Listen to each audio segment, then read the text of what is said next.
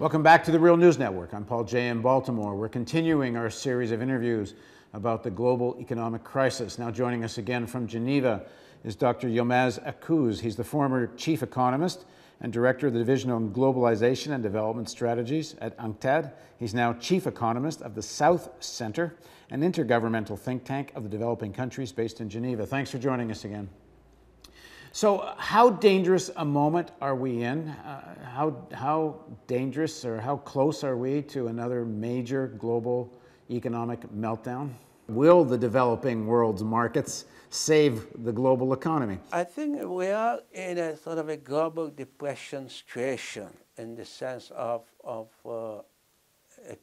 economic capacity, productive capacity is not fully used. And China, which is the only developing countries capable of continuing with rapid growth, is in deep structural difficulties recognized by the policymakers and therefore slowing. I'm not anticipating, I'm not predicting a meltdown in China as some do, but a significant slowdown in China could mean a lot for other developing countries.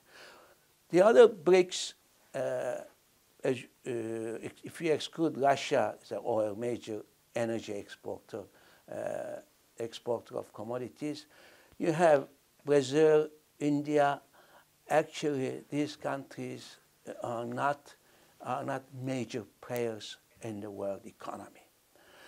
They may look like major players, but their share in world trade, their share in world income, not measured in purchasing power parity, because purchasing power parity is a misleading measure when you are looking at the country's global importance. It may be used to compare living standards, but not to assess countries' global importance. So neither Brazil nor China are important players, and they're actually looking elsewhere, including China in the case of Brazil, for further growth. And in fact, these are structurally deficit countries. They are facing balance of payments problems as soon as they start growing. And we saw it in the case of India recently.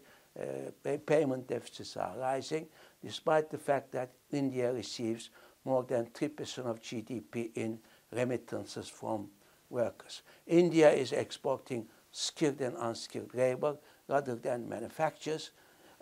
Brazil is increasingly becoming dependent on commodities. In fact, during the new millennium, in the latest surge in capital flows and commodity commodity prices, there has been a continued deindustrialization in Brazil. So these countries are not big enough, important enough players to come to the rescue of the world economy. And if China slows down considerably, then a lot of countries exporting commodities are in trouble. So the situation is more on the side of the real economy.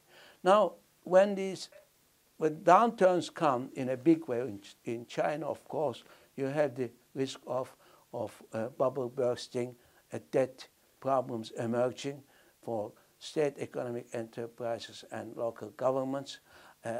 Although I believe that Chinese government will be capable of dealing with these problems, but still this won't prevent the economy from falling or slowing considerably. So what I see is actually, I see more difficulties ahead for developing countries in the coming years. And I've been talking about that in the last 6 years almost, or 5 years, what have you.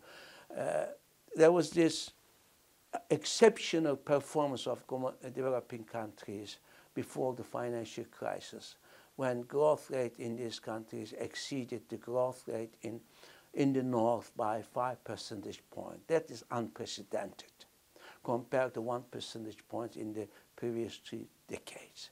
And people thought that developing countries actually decoupled from the North.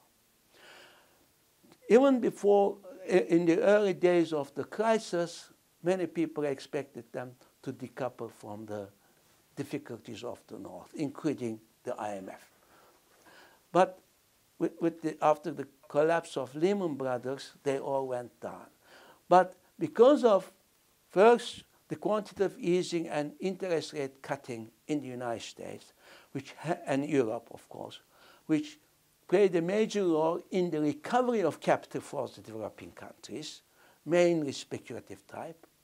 And secondly, which played an important role in the recovery of commodity prices as a result of financialization of commodities. And secondly, a strong investment package in China, and that explains the continued upturn in some developing countries in 2010-11, and many of which actually exceeded growth rate higher than before the crisis. But that growth was demand-led, domestic demand-led rather than export-led. But from 2011 onwards, we have considerable slowdown. So all of them are going back to their historical averages. India towards 5–6%, Brazil, Latin America, Turkey, South Africa towards 2–3%, 4%. So what I'm saying is that the exceptional performance of the European countries before the crisis was actually due to bubbles created by the United States and Europe. Bubbles created by the United States and Europe. And these bubbles were unsustainable, and because of that, the exceptional performance of the European countries that they showed before the crisis is not sustainable. I'm not saying that they did not do policy reform. There weren't domestic factors, but a very large proportion of this upswing in developing country growth was due to the bubbles created by policies in the North and China. And both of them have come to an end now. So what does the rest of this decade look like, assuming these policies don't change? Well, the rest of IMF chief economist has said that this crisis will take at least 10 years to clean up. And it seems that we have run out of ideas what to do about this crisis, because in the case of the United States and Europe, as I said earlier, we are operating in the orthodox domain. We don't have the courage to think beyond that, in terms of debt write-offs, in terms of government spending, not adding to government debt, deficit spending. In the case of China, the problem is recognized. The problem I've been talking about is recognized by the Chinese authorities. But I think there must be some political impediments to bringing out the solutions as rapidly as they can. So as a result, I think the years ahead are going to be quite difficult, particularly for developing countries, including Latin Americans and sub-Saharan Africans dependent on commodities. And these countries do not have much policy space.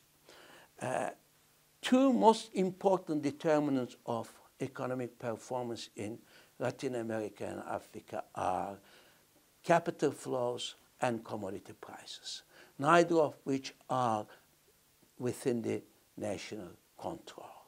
They're both beyond the control of the domestic policymakers.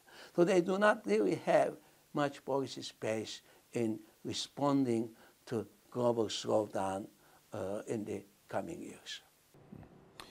And what does this mean for a country like Canada? Canada, like Australia, of course, Australia is having some difficulties recently. I think these are, although commodity-based economies, they are quite diversified. They're not commodity-based in the same way as Brazil, as Argentina, or as sub-Saharan Africa or Russia.